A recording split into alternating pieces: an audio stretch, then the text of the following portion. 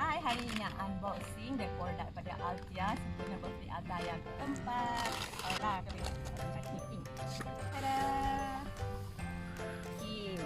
Dalam ni ada eyeshadow palette dan ada apa ni? Oh, best makeup base.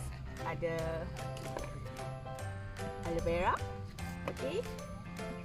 Oh, ada blusher jelly juga.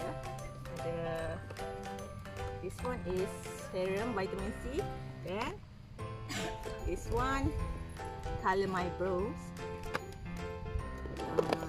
Ada makeup brush. Apa lagi ni? Blusher. Then my lash serum. Altia Turns for balloon. Lollipop. Actually not lollipop, ni pen. Okay, macam lollipop kan, comel gila. Okay, jangan lupa shopping dekat Altia. Bye.